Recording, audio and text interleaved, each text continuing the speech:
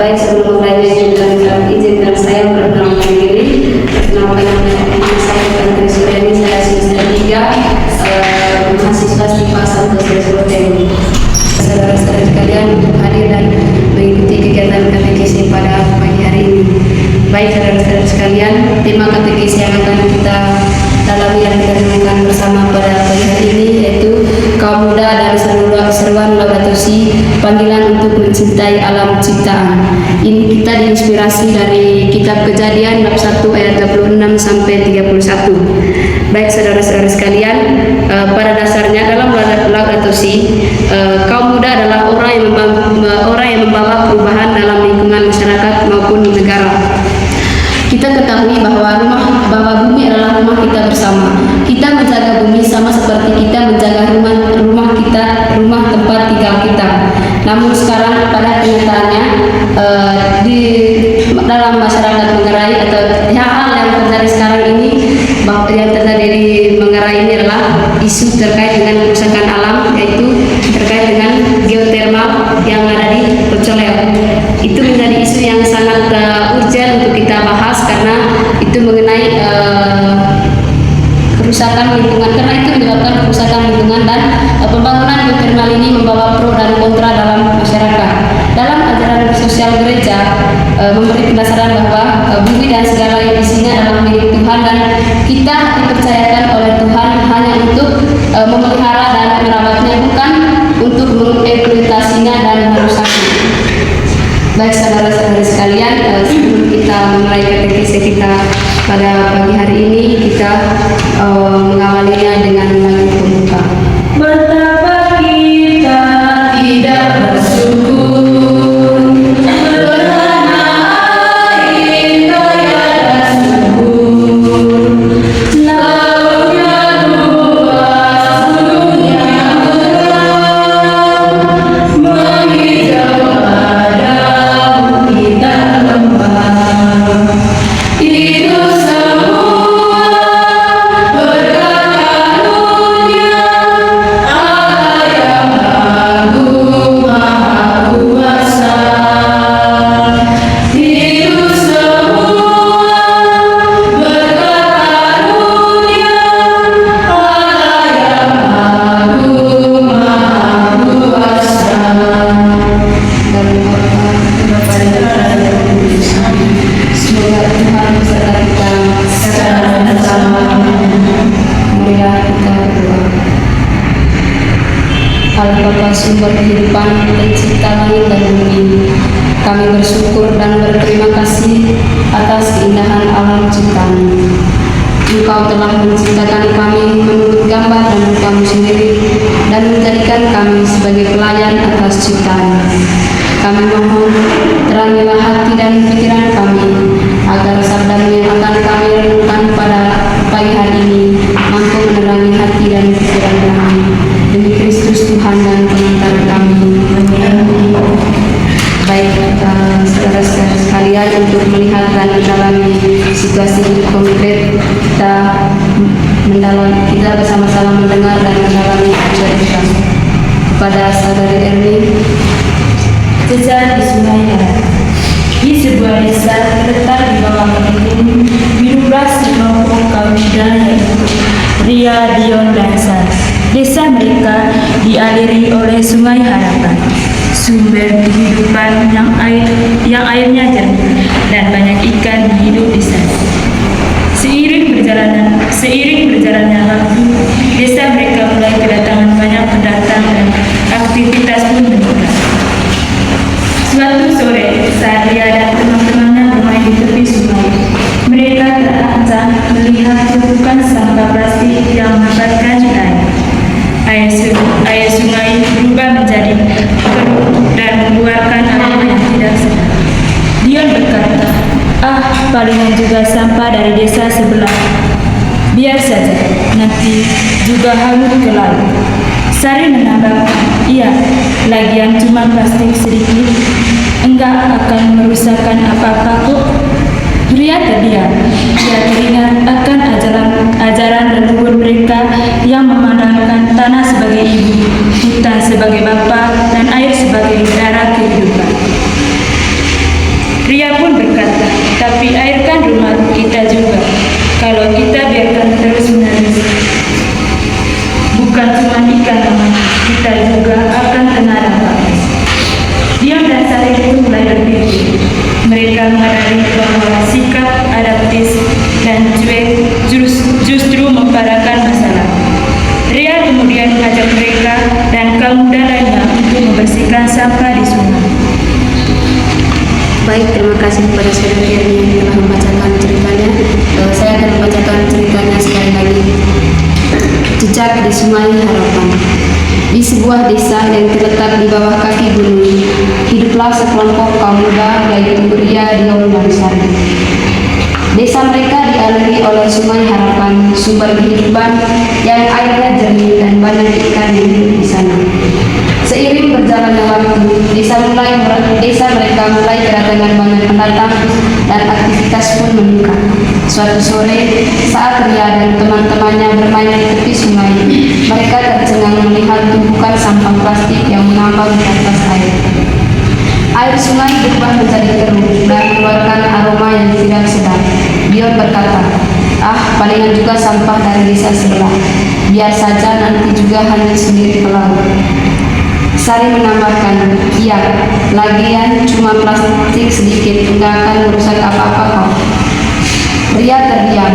Ia teringat akan ajaran leluhur mereka yang memandang tanah sebagai ibu, hutan sebagai bapak, dan air sebagai darah kehidupan. Ria pun berkata, tapi air kan rumah kita juga.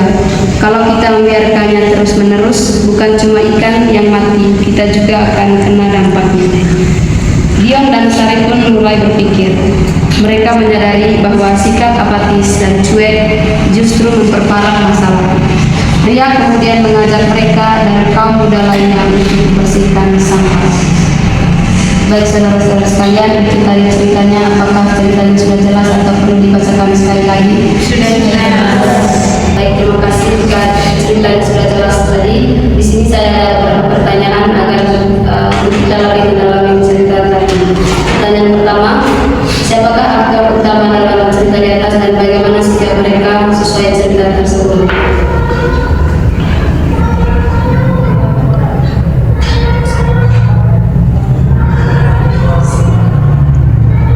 Kepada saudara Edwin, menurut saya itu aktor utama dalam cerita tadi itu Ria. Ria itu mempunyai sikap peduli terhadap lingkungan, sedangkan Sari dan Dion itu mempunyai sikap yang asal atau tidak peduli dengan lingkungan. Mereka cuek dengan lingkungan. Tetapi setelah Ria memberikan kepada mereka untuk cinta terhadap lingkungan, barulah mereka peduli terhadap lingkungan. Saya terima kasih. Baik, terima kasih saudara Edwin. Kita ketahui bersama tadi setelah mendengar cerita di atas, aktor utama dalam cerita di atas adalah ada tiga orang, Ria, Dion, dan Sari, di mana sikap Sari dan Dion ini mereka cuek terhadap kondisi atau masalah lingkungan yang ada, tapi Ria mengingatkan mereka untuk peduli terhadap lingkungan. Baik, untuk pertanyaan kedua, dalam kehidupan kita sehari-hari, ketika kita menghadapi suatu masalah dalam hidup kita, sikap siapakah sesuai cerita tersebut yang sering kita tunjukkan dalam satu masalah tersebut? Apakah kita mengikuti sikap Ria yang peduli dan mencari solusi terhadap masalah, atau kita sering menunjukkan sikap seperti yang ditunjukkan oleh Sari dan Dion, bersikap cuek terhadap masalah? Bagaimana kesimpulan saya? Di sini saya tidak memilih antara dua sikap ini karena nanti bertentangan. Kalau dari saya pribadi, kalau ada masalah yang sebagaimana saya punya, saya pun kenal untuk menemukan solusi itu, menemukan waktu yang sedang, apalagi kalau masalah tersebut sangat serius. Tentunya itu untuk menyelesaikan persoalan tersebut itu masalah yang ada dalam diri kita. Di sini kita membutuhkan teman untuk mengungkapkan rasa apa isi hati kita. Tetapi di sisi lain, kalau kita merasa malu untuk menceritakan isi hati kita, atau masalah terkait kita, kalau itu masalah itu kita sudah tidak peduli, kita punya masalah.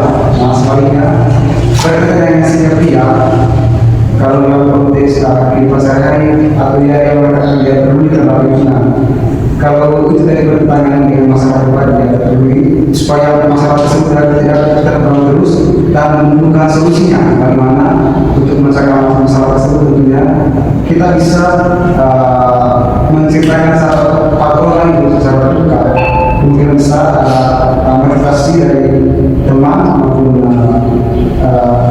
orang-orang keluarga kita untuk mencegah masalah tersebut. Terima kasih.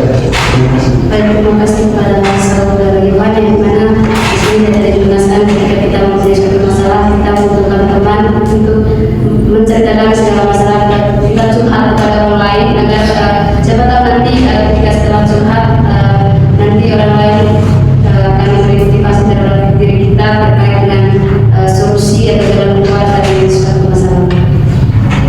Baik teman-teman, saudara-saudara sekalian, untuk pertanyaan ketiga, apa pesan dari cerita dan dengarkan bersama tadi dalam kehidupan kita sehari-hari? Pesan untuk kita. Pesan dari cerita tersebut bagi kita itu kita harus menjaga dan merawat lingkungan agar tidak terjadi banjir atau apa.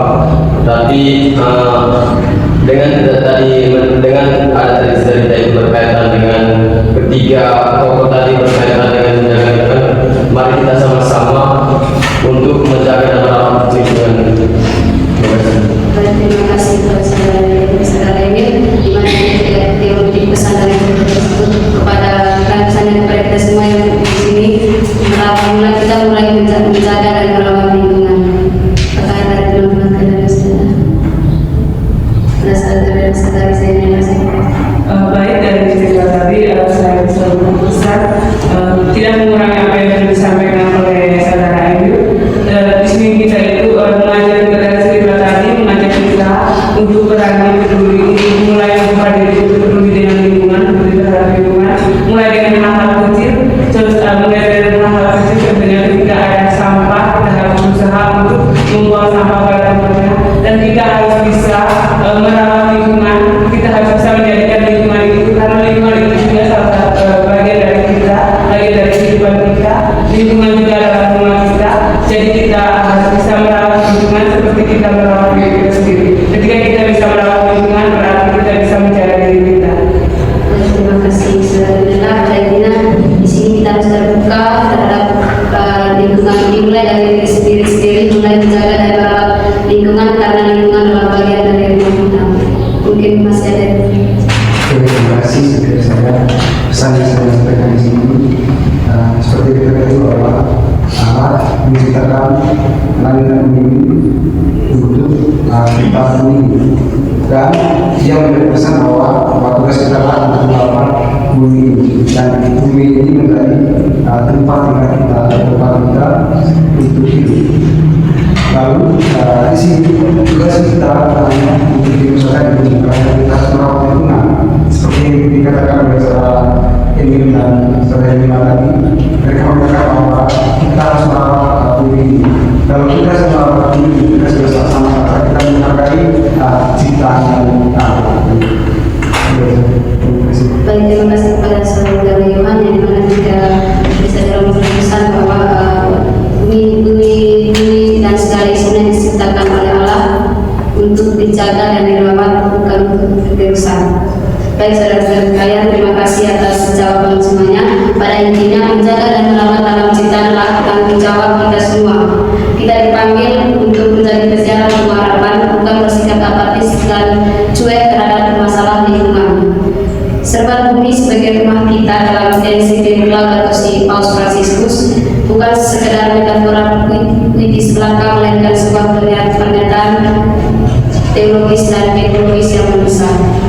Baik saudara-saudara sekalian, untuk lebih mendalami tema katekese yang kita dalami pagi hari ini, marilah kita bersama-sama mendengar dan mendalami firman Tuhan dalam kitab Kejadian bab 1 ayat 36 sampai 21. Marilah kita bersama-sama mendengar dan membacakannya kepada saudara saya. Bacaan dari kitab Kejadian. Berfirmanlah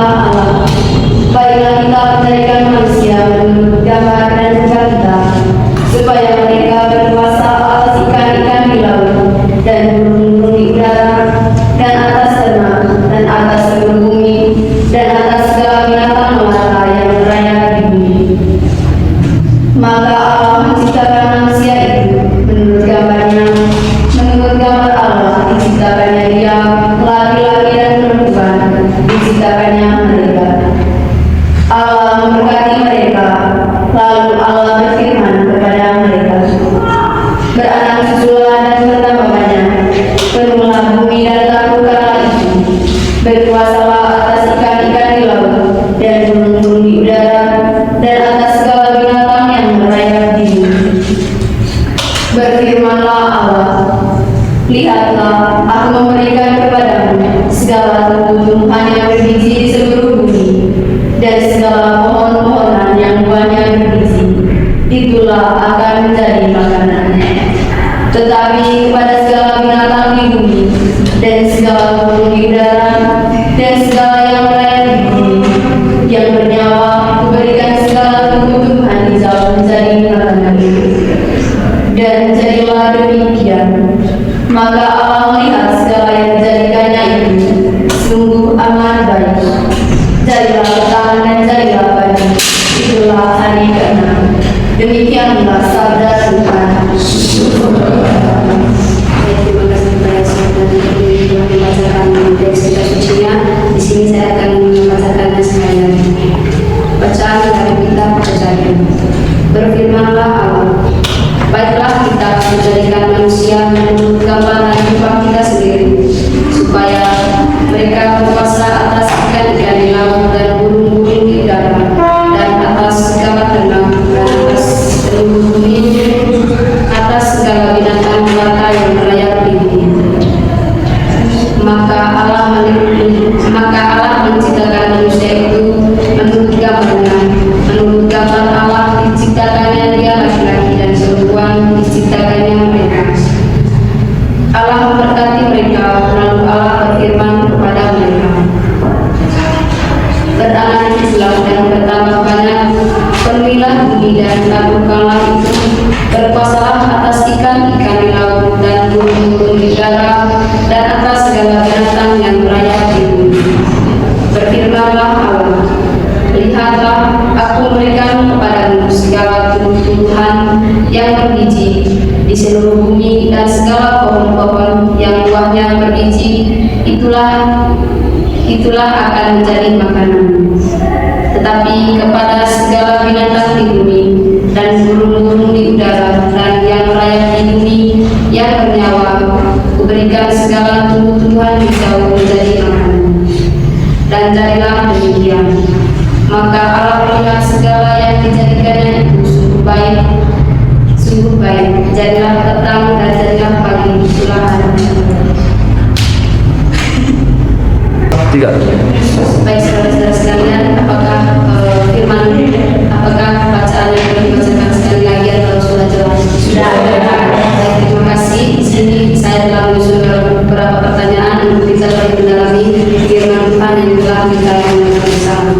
Baik saudara-saudara sekalian, dari sesuai dengan bacaan dari kitab Kejadian tadi bab 1 ayat 26 sampai 31 yang telah kita dengarkan bersama, apa perintah Allah yang disampaikan kepada manusia setelah ia menciptakan mereka? Perintahnya kepada manusia sesuai dengan kitab Kejadian yang telah kita dengarkan bersama. Baik, saya terima kasih atas kesempatannya. Pertama tadi mendengar pertanyaan yang dikatakan bermasalah atas burung udara dan ikan-ikan laut. Memang manusia ini sudah memenuhi perintah tersebut, tetapi di sini masih kurang dan tidak berterima kasih. Maka saya demikian karena banyaknya manusia yang egois yang terlalu menguasai isi bumi ini. Salah satu itu menghancurkan hutan. Sementara hal ini terdapat pada isi bumi. Nah, salah satu itu terjadinya banjir. Dan sebenarnya itu terjadi bukan hanya di sekitar kita, apalagi di luar kota seperti di Sumatera. Nah, faktor yang merupakan bukti karena semua kasus sudah ditekan.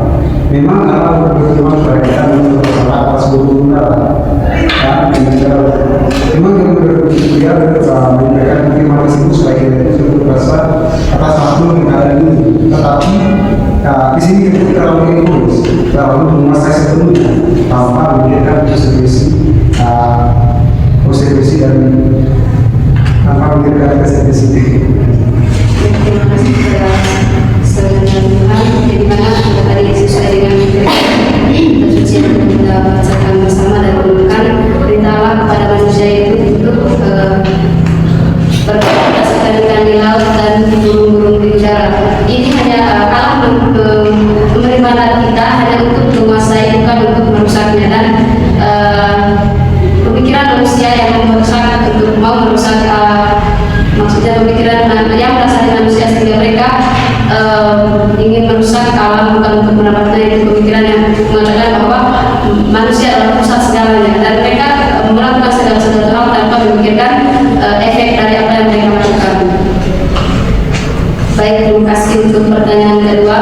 Menurut saudara-saudara sekalian, manakah ayat-ayat yang menarik dari bacaan tadi serta berikan alasan mengapa saudara-saudara sekalian memilih ayat tersebut sebagai ayat yang menarik?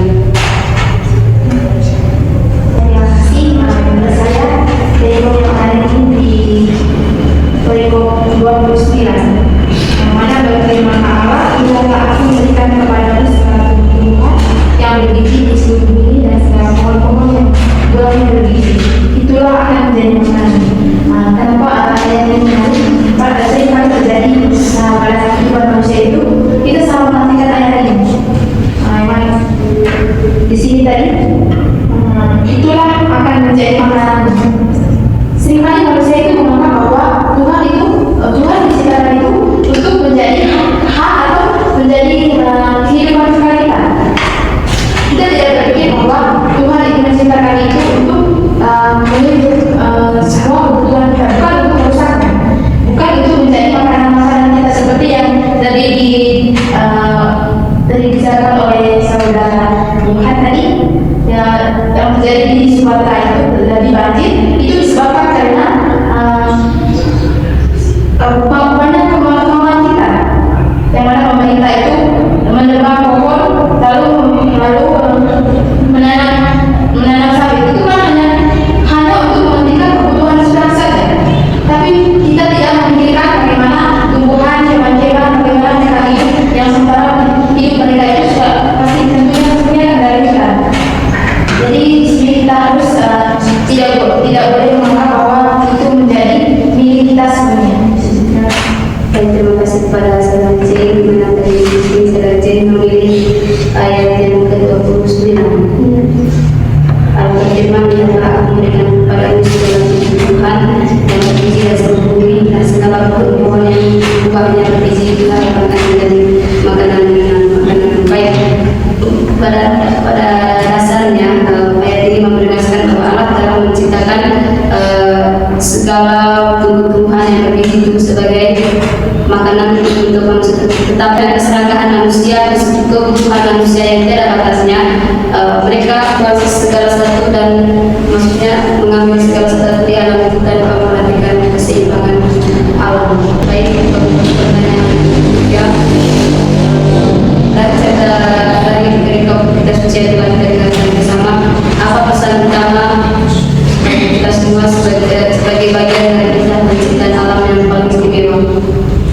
Pada saat ini, Baik, dari bacaan tadi kita dapat kita diberi kisah bahwa di situ tadi diceritakan bahwa kita itu manusia itu diciptakan menurut gambaran rupa Allah, dan Allah juga memberikan kuasa kepada manusia untuk menguasai langit dan bumi, bukan untuk menghancurkan langit dan bukan untuk menghancurkan semua ciptaan dari Allah.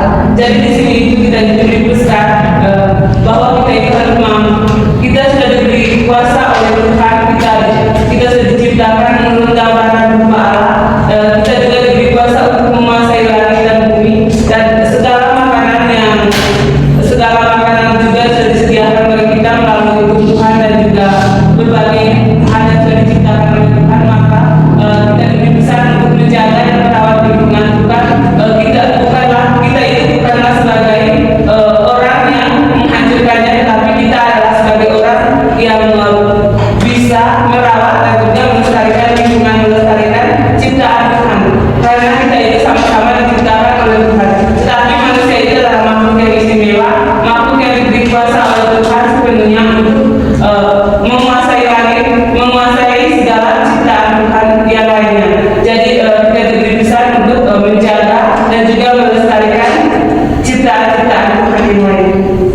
Baik, terima kasih kepada saudara Lila, di mana dari pesan bacaan kita kepada hari ini misalnya untuk kita semua yaitu menjaga dan merawat lingkungan alam.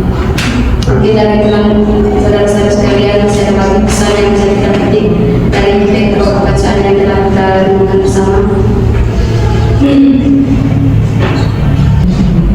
Baik, kepada saudara Yohan. Oke, terima kasih atas kesempatannya. Pesan yang saya mau sampaikan di sini dari mana dari dalam lingkungan bahwa berkuasa atas untuk menggunakan teknik dalam lingkungan. Pesan yang saya mau sampaikan di sini kan kita yang mengikuti katekis ini adalah sebagai calon guru dari katekis pastoral. Artinya kita nanti sebagai guru katekis sebagai kita semua itu mengaplikasi aturan di masyarakat. Salah satu contohnya seperti mengajak mereka untuk membersihkan lingkungan. Ini salah satu bagi kita sebagai tugas kita sebagai guru katekis pastoral. Sekali itu nanti pada saat kita mengajak mereka, tentunya di sini ada yang senang dan ada yang tidak senang. Dan juga ada beberapa banyak kritikan yang disampaikan kepada kita oleh masyarakat. Tentunya kritikan tersebut ada yang bersifat positif maupun negatif, tapi kita tidak boleh tersinggung dengan kritik tersebut karena itu sebagai tantangan kita sebagai katekis pastoral. Yaitu dan saya. Baik, terima kasih dari teman-teman tadi bahwa kita sebagai calon guru katekis kita harus mampu mengajak saudara-saudara yang lain untuk mulai merawat dan menjaga lingkungan alam. Baik, untuk ke yang terakhir mungkin dari saudara-saudara sekalian ada pengalaman yang berkaitan dengan tema kita suci maupun dengan situasi konkret atau terkait dengan kita suci yang telah kita sharingkan bersama. Mungkin ada pengalaman untuk merawat lingkungan atau pengalaman yang berkaitan dengan tema katekis kita pada pagi hari ini. Baik, saya terima kasih atas kesempatannya. Di sini saya sudah menceritakan pengalaman baptisma. Kebetulan baptisma itu saya selama bersama dengan Nila bersama saya selama ya waktu itu kami yang rumah kami yang pembina selama menyuruh kami untuk membersihkan lingkungan di sekitar asrama sebagai kegiatan di sekitar lingkungan. Nah, lalu kami istilah sebagai Katolik. Kebetulan kami itu ada empat orang Katolik. Selain kami sebagai Katolik, di sini kami tidak membersihkan lingkungan, melainkan sebagai komando kami mereka perintah kepada kami untuk membersihkan lingkungan. Pada penumpang seperti ini, mereka nilai. Padahal ini sebagai kebesaran kami tidak peduli dari keluarga siapa kami di sini.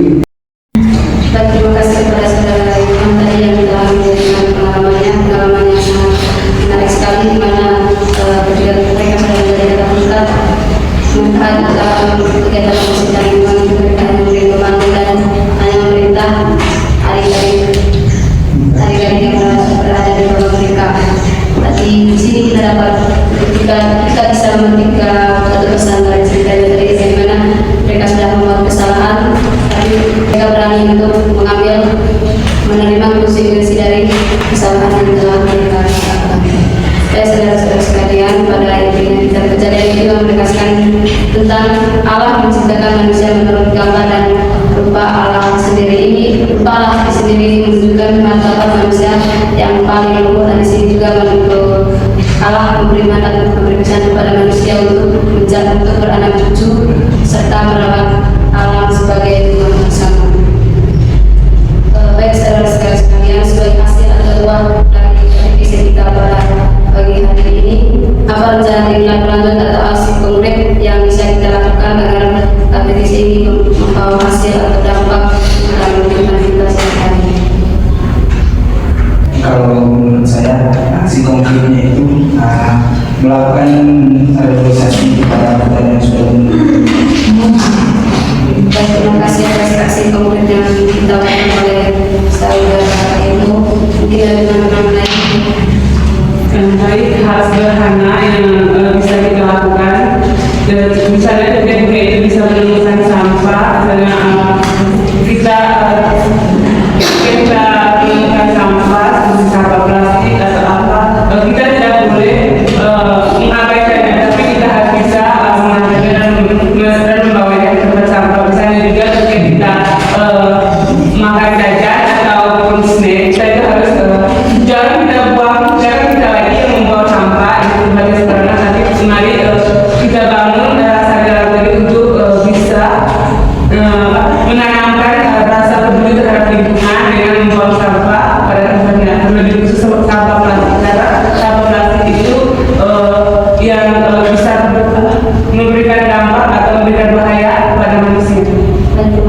atas tawaran yang bisa kita lakukan bisa dirisau.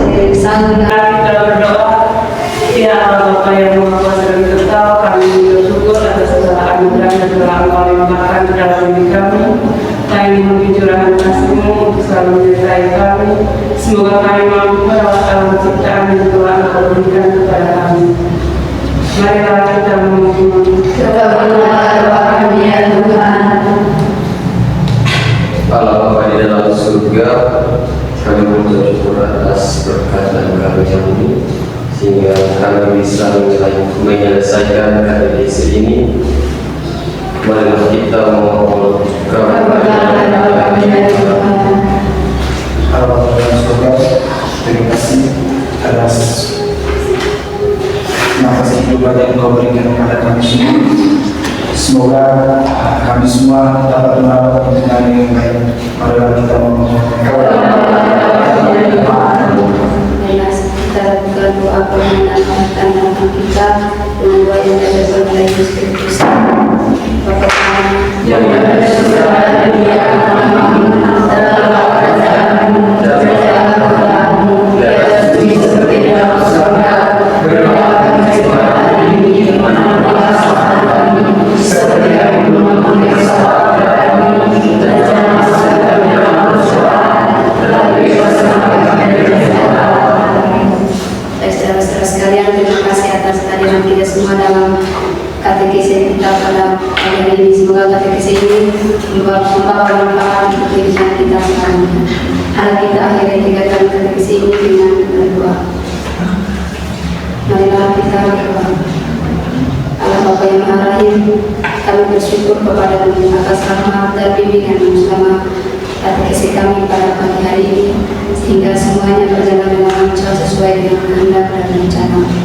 Engkau telah mengingatkan kami akan panggilan leluhur kami sebagai penjaga rumah besar ini.